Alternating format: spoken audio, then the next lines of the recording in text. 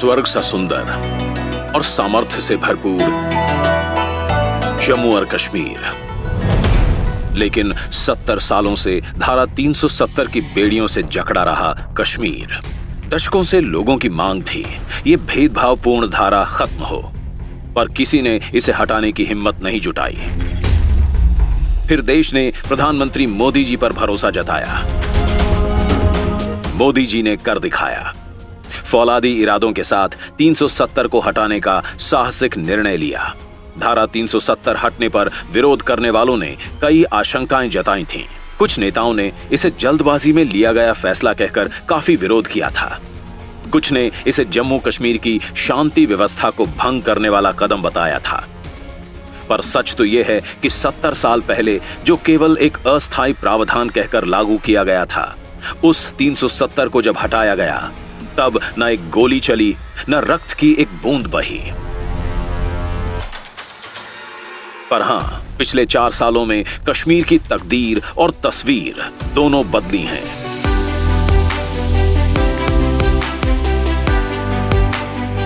धारा 370 के खत्म होते ही शांति बढ़ी, सुरक्षा बढ़ी, जीवन बदला।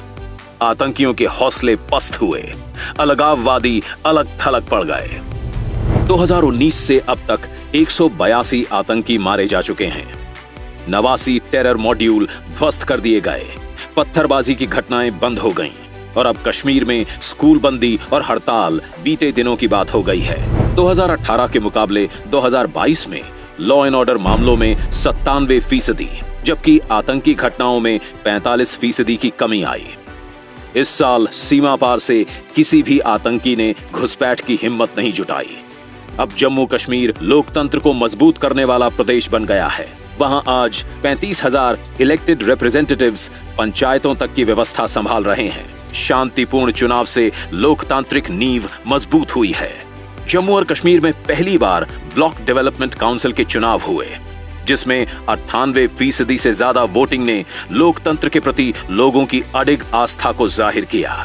पहली बार 3 स्तरीय पंचायती राज व्यवस्था राज्य में बहाल हुई। धारा 370 हटी तो लगभग 900 केंद्रीय कानून कश्मीर में लागू हुए। डोमिसाइल का अधिकार अब सभी स्थायी निवासियों को हासिल है।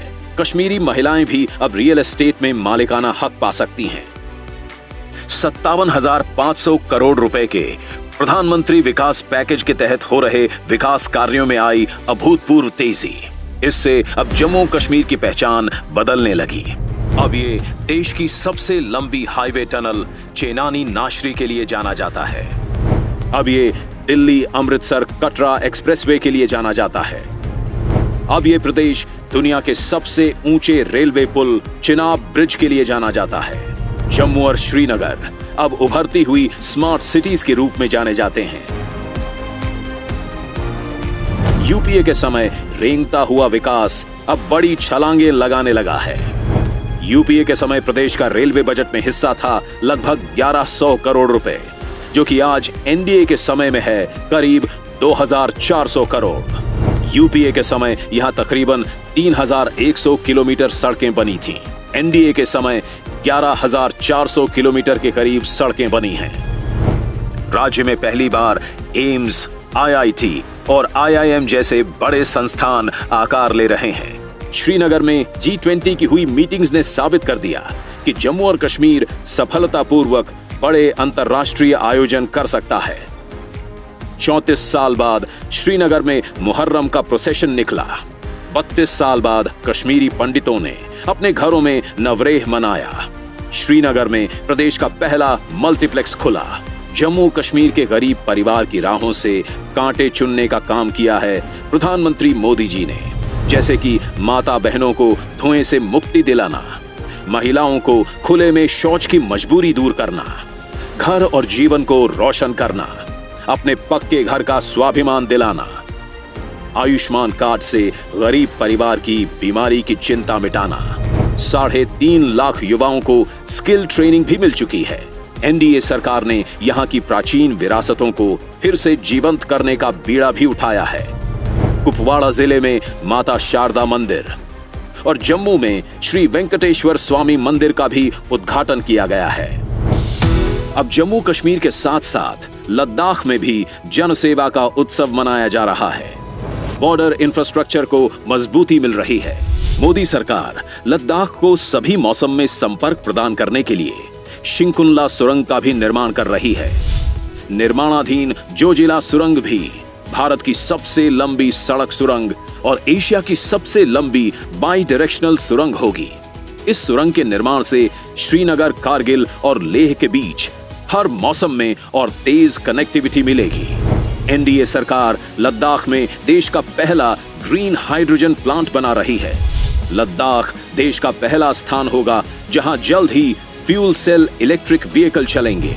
लद्दाख करीब 70% भारत नेट कनेक्टिविटी के साथ डिजिटल इंडिया की बेहतरीन मिसाल बन रहा है। लद्दाख की गरीब माता बहनों को 11,000 से अधिक उज्ज्वला गैस सिलेंडर पहुंचाए गए हैं। लद्दाख में 33,500 घरों को नल से जल पहुंचाया गया है।